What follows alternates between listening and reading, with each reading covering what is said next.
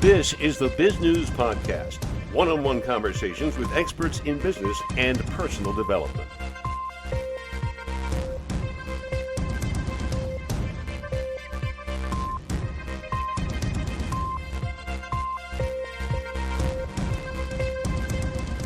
When it comes to work, I have known a manager who said, well, that's why they call it work, darn it. Is that a good philosophy to have these days as we try to keep people and recruit people? No, it is not. And as people are coming back from the pandemic, there's a lot of managers and leaders, unfortunately, reverting to that. You get in here and you got to be at the desk at 8:30, and party time's over. And it's just not the reality of the workforce, which is basically hold the reins right now because there's a extreme shortage of labor at all levels. Even with the pandemic aside, we had a tight labor market before the pandemic, and with demographics, for example, it's going to get worse. So at all levels of skill, from entry level to high talent, it's hard to attract people. It's hard to keep them, and turnover is greater. 5 million people quit their job in April. We currently have 4 million women who left to take care of their kids during the pandemic and are not coming back yet because they haven't figured that one out yet. And in the schools, who knows what's up there? So we've got an ongoing crisis in labor. So it's definitely employees are driving, talent is driving the show. And so if you want to attract them, you want to keep them, you gotta give them what they want. And it's not just a paycheck.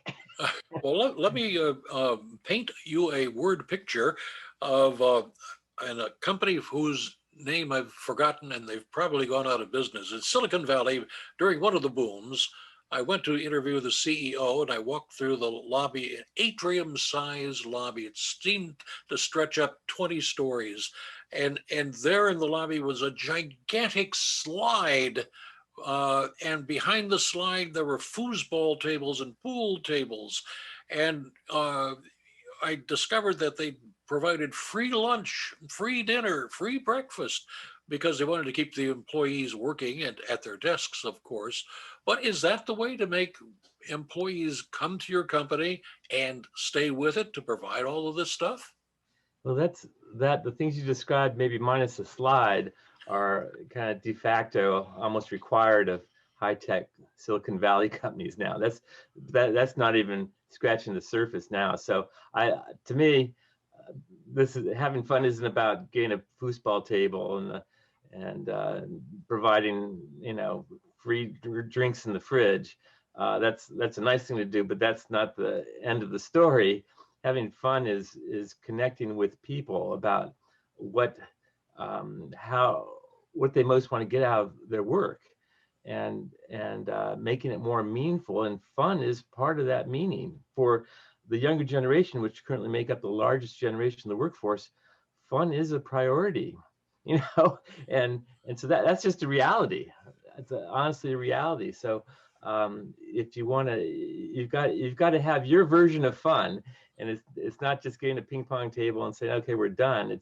It's engaging them, and it's see what all motivation starts with the person. So what do your people want, whether it's just your team or the overall company, and that's not that hard to do, really. I have one of the examples I have in my book, Work Made Fun Gets Done, is I interviewed a CEO, and he said, I want to do the right thing, so we do company events, a couple times throughout the year, and it seems like whatever I picked to do, no one seemed to like. And after a while, I gave it to another executive, and the same results. And finally, so I said, what's wrong with this picture? And he gave it to a millennial. Would you like to do this? Said, absolutely. And he used social media tools to survey people and to find out the best timing.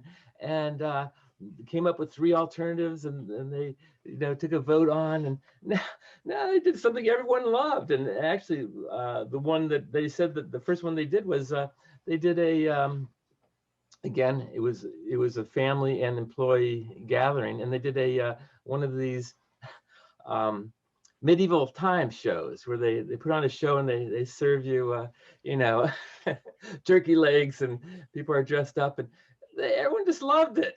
All the families, all the executives, all the kids, of course, loved it, and wow, now we're back in the game. So it's being thoughtful about it, and not and definitely moving off the, well, we're paying them, so that should be enough. Or I work with a lot of high tech companies, for example, and we're a good employer. We provide interesting work. That should be enough. We pay people well. We're done. You're not done if your employers don't think you're done. And you've got 4, almost 5 generations of the workplace right now, and their buttons are very different. So you gotta take it up a notch and say, what can we do? But by the way, some of the fun can be around the work itself. I know several companies that they do like Jeopardy type games about, and the manager each day will post a number, and whoever can tell us what that number is, and it's like, well, that's the turnover rate of drivers. That's right. Then they win a gift card or something. So fun doesn't have to be silly. It could be very educational, and as you use fun with learning, it's very powerful. Or fun can be tied to career development.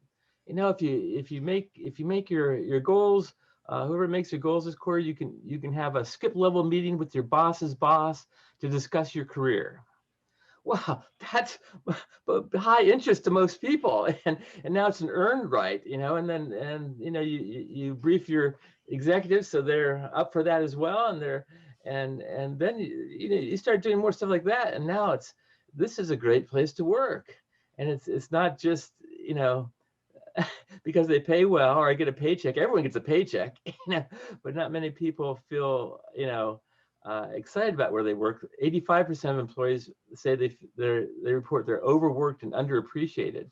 So ways to thank people can be fun, So we're advocating to look at this topic, and it's not, Inc. magazine, on the book cover said, "Fun is frivolous, we know, unless you want to attract and keep your best employees." So open your eyes to this. It's not that hard to get in the game, and we have over 400 real life examples from all types of companies, all types of individuals saying, "Here's what's fun to me." And this is one of my biggest learnings in the whole research for it, was how varied the answer was when we asked employees, what's fun to you? I think fun is, well, when you're laughing, you're having fun, right? Well, wow. True. Well, give us a couple of examples, things that as you were doing the research for this, and you ran across examples of why people thought it was fun to work there and stayed with the company. What was really knocked your socks off, so to speak? Well, there's like Mary Kay Cosmetics. They once a year they swap jobs with everyone in headquarters, swaps with someone in manufacturing for a day, and all of a sudden it binds everyone closer together, because they, wow, maybe we'll stop blaming headquarters for things going wrong and have a little bit more empathy, and hey, maybe we're in it together. So at Disney, I've worked with Disney for 15 years on their theme parks. They close a couple times a year. They close the parks to visitors, and they invite all employees with their families to come experience what we're all about. And they have the managers serve the concessions, run the rides, wear the goofy outfits, and just like that, they say, hey, we're all in it together, and it bonds them. It gives them a common denominator, and it gives them more meaning to their job, because they feel that they're part of something larger than themselves. So there's some organizational examples. We break the book up into 4 levels: what an individual can do with anything, any task that they have that's maybe rote or boring or they don't want to do, such as making a game of it or planning a reward for yourself. I'm going to take a walk or go online shopping when I finish this project, or even just actually one popular technique is you got a task, you don't really want to do it, paperwork or something, and set your timer for 20 minutes and see how fast you can get it done. Play a game with yourself, and then what leaders can do, of course, what you can do in a group environment, and most work is with colleagues. And so what can you do to, especially this day and age in the Zoom environment? Well, Hyatt hotels, for example, they assign praise buddies. They had 2 people on the team, and it's kind of like a secret Santa, but throughout the year.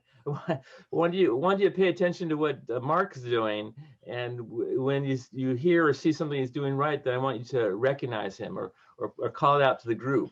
And then Mark's got someone he's doing it for, and they do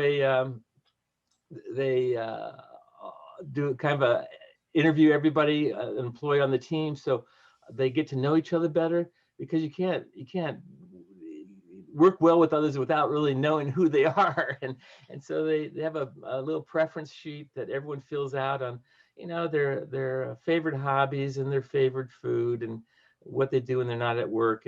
And just sharing that with others, you find common interest that creates a bond. And the more you do that, the more bonds you have in your group, and the tighter it becomes, the more effective you become at working together. It sounds from your descriptions that these things don't have to be costly. You don't have to go out and buy a slide or perhaps spend hundreds of thousands of dollars on some sort of survey of employees. This is correct, that a lot of the best things you can do are free.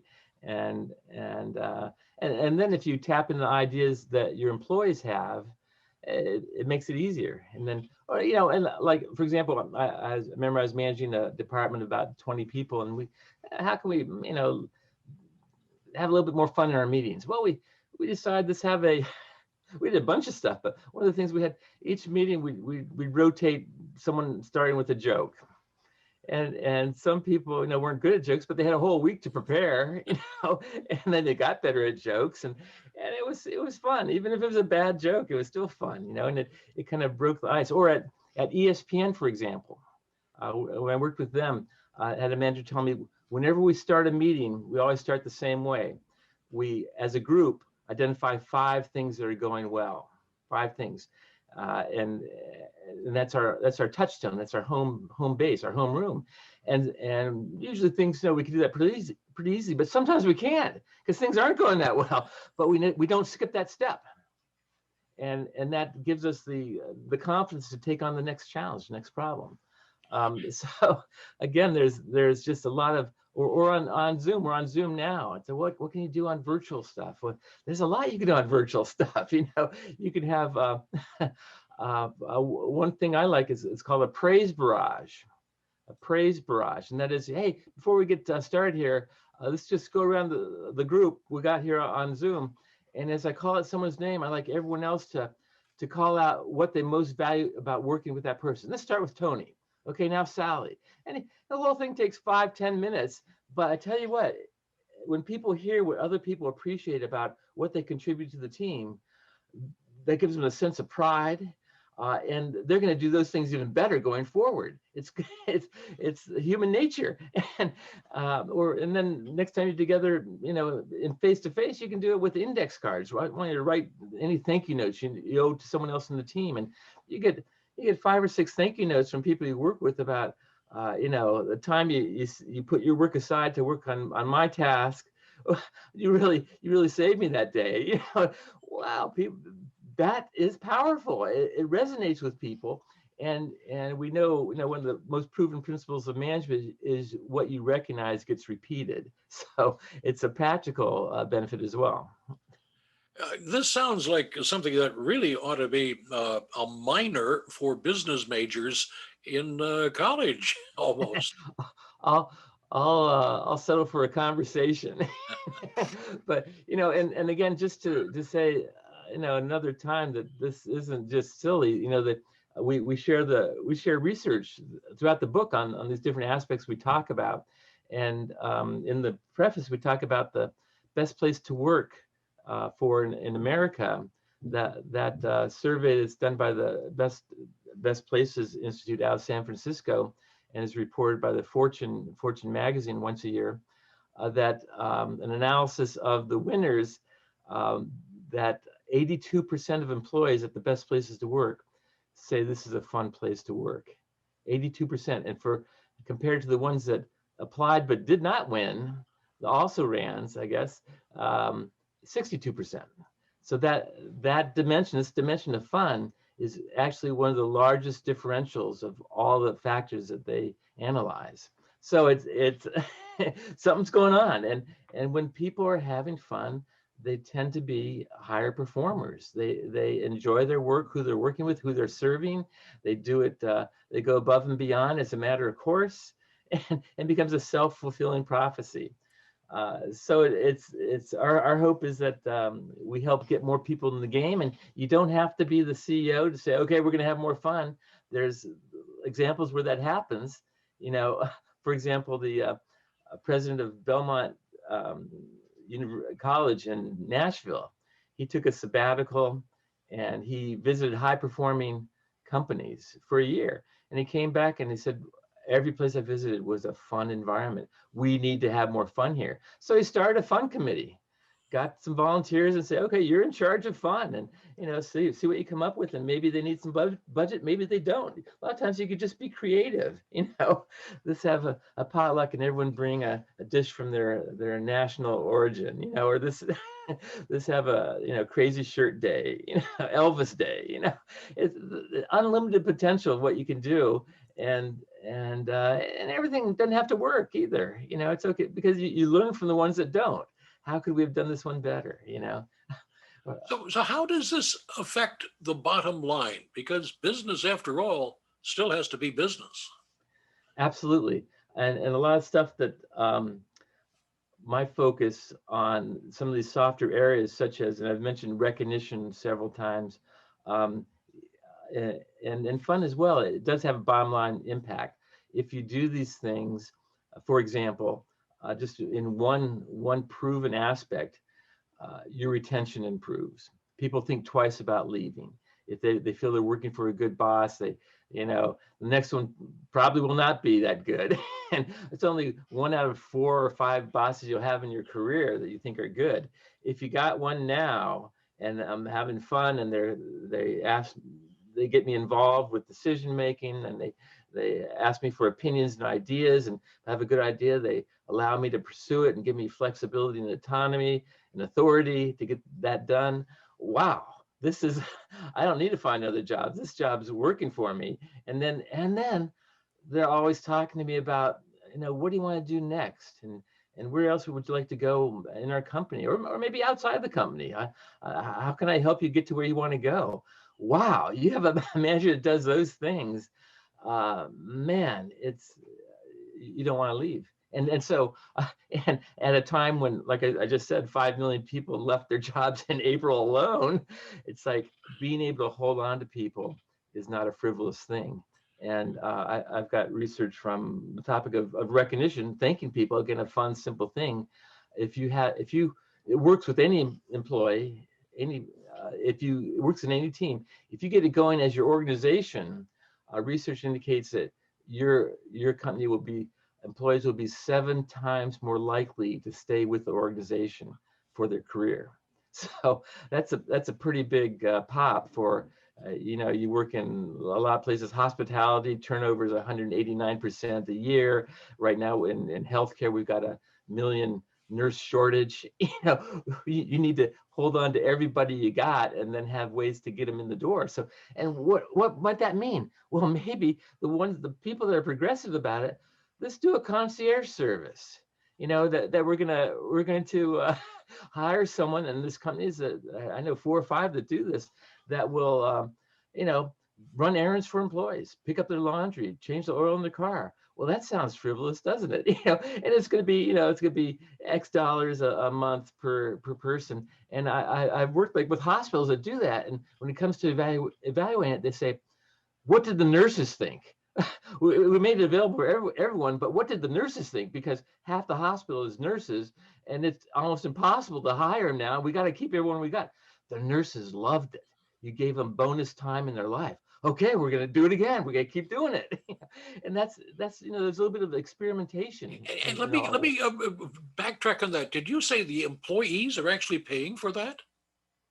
No, the company would pay for Oh, that. the company's paying for that The company, entirely. you have a service, and Okay. it's for the whole company. So there's a per dollar to Oh, cover okay. the whole company. Now everyone's not going to use it, and 3% are going to say, I love the idea of bringing my laundry in to get, and they'll take it to the cleaner. And then you call a local cleaner, say, hey, I got to do it for you. Come in here every Tuesday, and we got a closet off the lobby, and we're going to give you a lot of business. Do you want to do that? Yes, I do.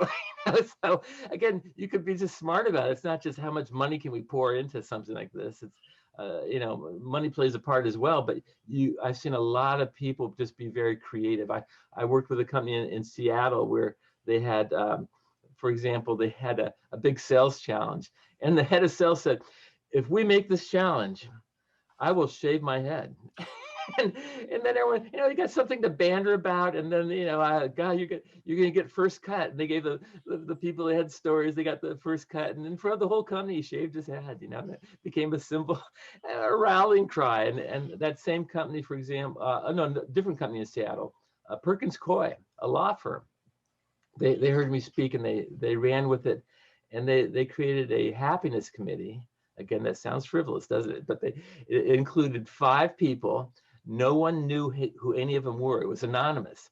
And any one of those 5 people could say, it's time to do something. I go, well, what would you do? And they'd hold their downtown Seattle, they'd hold a picnic on the roof, or they bartered meeting space, that they had some meeting rooms with a company on the next block that was a limo service who didn't have meeting space. And they gave them in exchange limo rides that they could use for people's birthdays or whatever, and just on and on and on. And it had a huge impact on their ability to be excited about where you work. And that's a law firm. If a law firm could do this, well, here's a kicker. From that first conversation I had with them, fast forward 18 months later, they entered the best place to work in America, number 23, Perkins Coie, a law firm. There you go. And then, we know people on that list, it's like a magnet for attracting people, because, wow, this is a proven best place to work. I want to work here. And so it perpetuates itself. But you got to get in the game to get started. It's not going to do it. You're not going to do it overnight. But Dr. right now, have you seen people try this and fail? And if so, why did it fail? sure. Well, I'll give you another version of this. I worked with a company in Connecticut, Boardroom Inc. They do newsletters. They have 4 of the 5 largest newsletters in the country, and they do some books. And they do a thing called iPower, which is just a fun little thing. They ask every employee to turn in 2 ideas for how we can improve things around here a week. 2 ideas a week. So now a lot of companies have employee suggestion programs, and they usually look like there's a box in the break room that has a lock on it, and no one's ever opened it, and or they once a quarter they empty it out, and they've got a committee that reviews them all and says, we're not going to do this. And people don't get any feedback. If they do, they get a formula that says, here's why we're not using your silly idea. What gives you the right to tell us what we should do in purchasing? It won't happen again. Don't worry. But so instead of doing that, they have a member of the staff, they rotate it, volunteer to review the ideas. And they tell them what we're trying to do is to encourage ideas. So if you see a good one, tell them that and give it back to them to run with. This is a great idea. Let us know if you need any help with your idea. Who's going to have more energy for the idea than the person came up with it? And as a result, all of a sudden they got thousands of ideas. They don't implement all of them, but they implement a lot of them to help save money, to improve service, for innovation, on and on. And they credit it with doing this one thing and doing it well, with the 5-fold increase in their revenues in a 3-year period. So this is getting down to brass tacks. This stuff is fun, but it's effective too. And so the reason I thought that, you said, well, when it doesn't work, they had a couple tries at the plate before they got it going. That they kind of learned new rules. Like, for example, when someone's new, they said they tell them, this is what we do, but for the first year, you can only make suggestions about your own job. You can't be throwing stuff at marketing and mud at payroll. And it's like, no, it's an earned right. It's a maturity thing. So right now, about what you're doing, how could you be more efficient? Where does your work come from? Where does it go after you? And that type of thinking. And they consistently get, and so I talk about that with companies. I say, well, could your employees do that? Well, yeah, of course they could. How about the second week? Well, not so much. How about the third week? How many ideas can you have? Let me tell you, the idea well has no limit.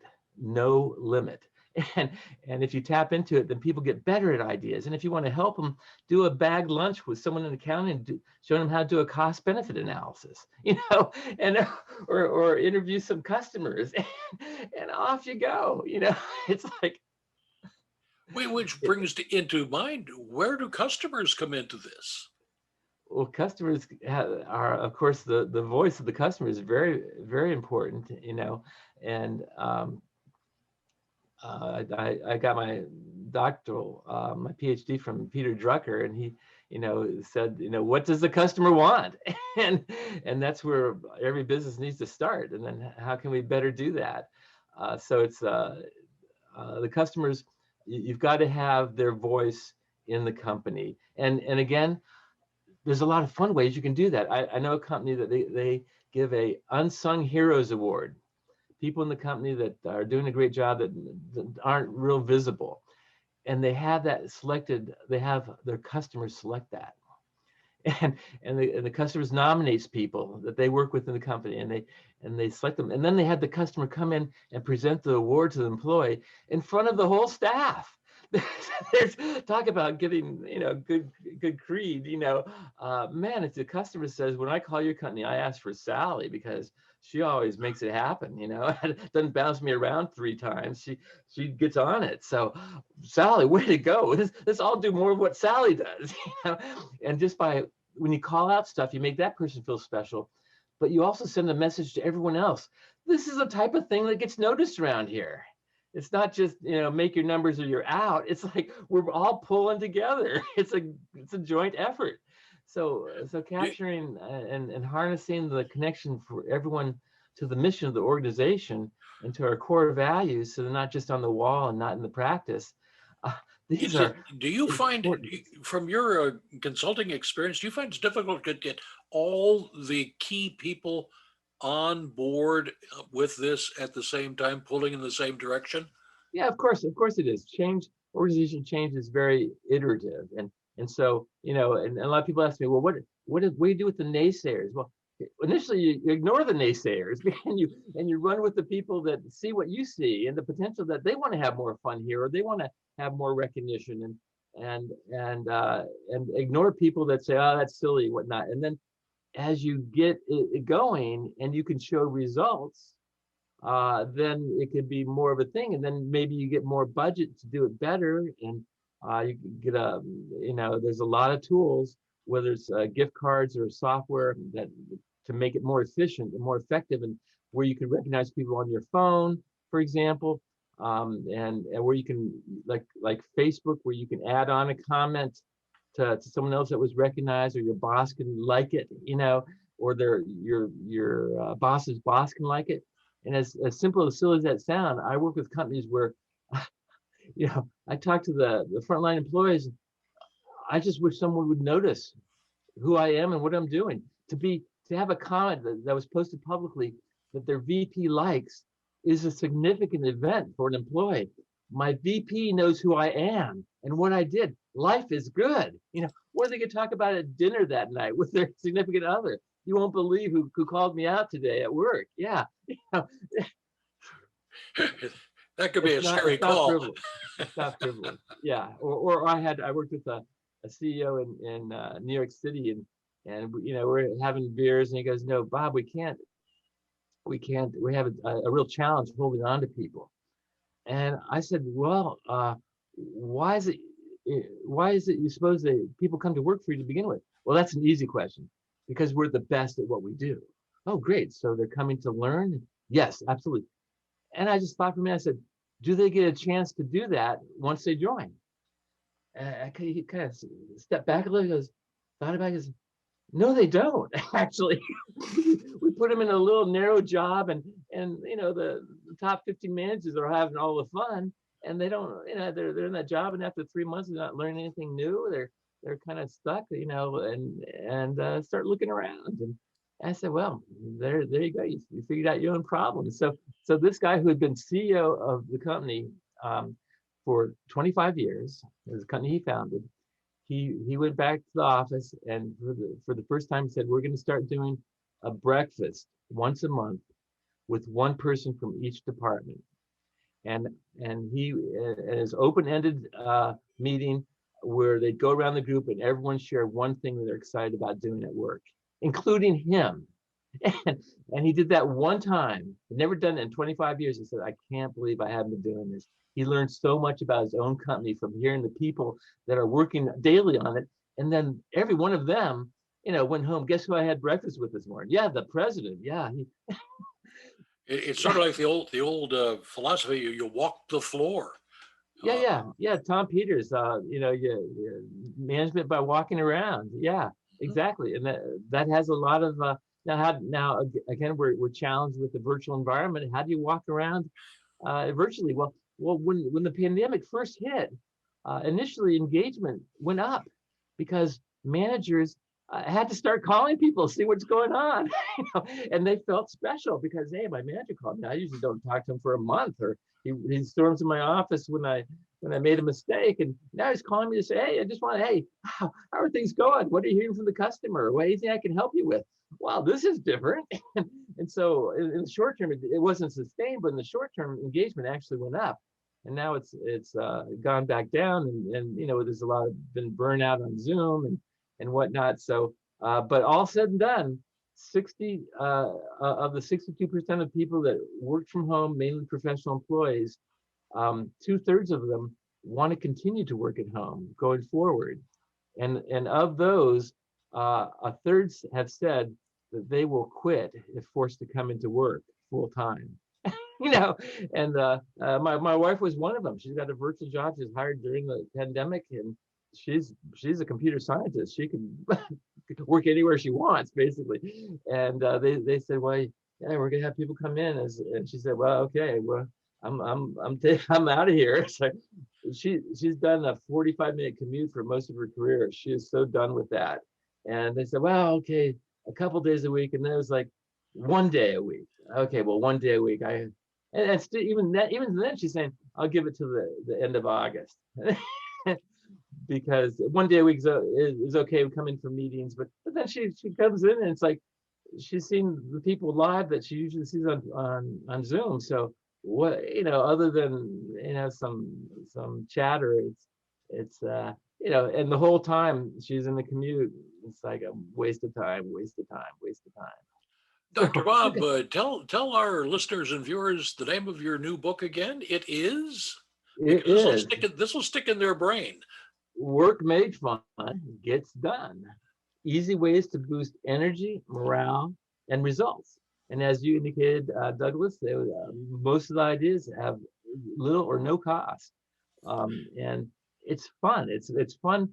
My hope is that you can't open this book anywhere and not get a fresh idea that someone's actually doing and it's working, and say, why don't we try this? And if that one doesn't work, turn the page. Here's another one.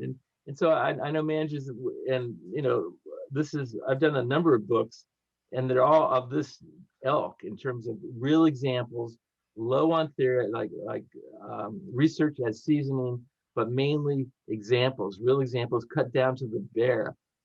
Do this, and here's the result they got. Here's a manager says, I can't believe the difference it made, or here's an employee that said, wow, I'm gonna stay here forever. And it's easy to get in the game. You don't even have to be creative. The book, we've done all the work for you. And the hope is that it starts a conversation. And actually, we even have conversation, discussion guidelines in the back of the book to help get you, because you got to, you want to get out of the book and into your practice. And so I've had managers tell me, what I love about your books is I'll take it and I'll pass it around to my team and ask people to initial ideas they like in the margin.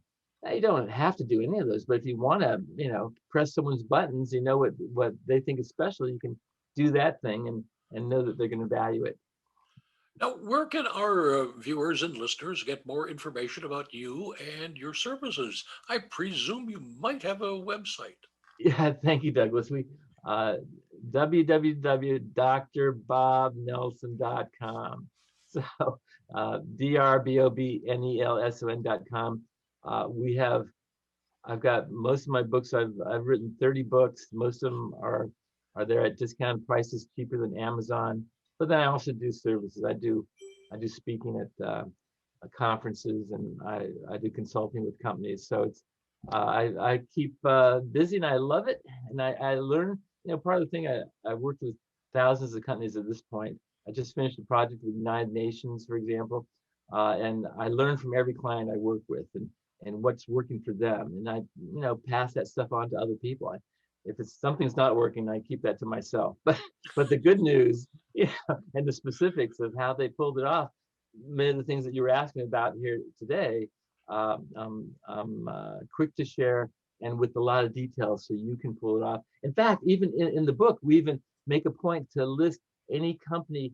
We have an index of featured companies. So if you see, wow, we like what they did, and you want to contact them for more information, in my experience, people love that because now they're a best practice. Other people want to emulate, and that's a PR thing, and that's making them look good and giving them more pride for people that work there. It's an external validation. So and so you can continue the conversation with the people, but also with the companies referenced in the book, and a lot of times the names are used as well. You can look that person up. So it's a stepping stone to making this real. If you want to be more excitement, more fun in your job, or your employees want to have more of that where they work, and who doesn't? This is a simple step to move in that direction. I saw that software company with its Atrium slide about 20 years ago. I wonder where we'll be 20 years from now. Does your crystal ball go that far? Well, let me say the next generation, Generation Z. Some people are calling Generation V for virtual. They're not looking to go to any office. If they can't do it from their computer, they're not going to do it. And that is not that big of a stretch right now. My son lives in Seattle, and he just changed jobs. He got 5 job offers in a week, and he went with the one that is 100% virtual. They have no physical location, 100% virtual. And wow, it's almost easier because everyone's in the same game, So and just last week he got together with a few people that happen to live in Seattle, for the company, and so they create their own networks, and he had to do a video on who he was, and that went to everybody, introducing himself. So there's they find you can find ways to make it work, and that's the reality we're headed to. So of course some people are not going to be able to do, if the customers in the shop or at the restaurant, you got to actually have, but even that restaurants, there's been a huge growth towards food delivery, the pandemic, and virtual kitchens, which is a concept of the ghost kitchens where restaurants are popping up themes, and they put them online, and you can only order it through a delivery service, and a lot of those are just a restaurant that already exists, and now they're doing a different type of food and it's working. It's a high growth thing. So we're the whole world's changing, and more and more is going to be virtual. If you can and not just in the U.S., by the way.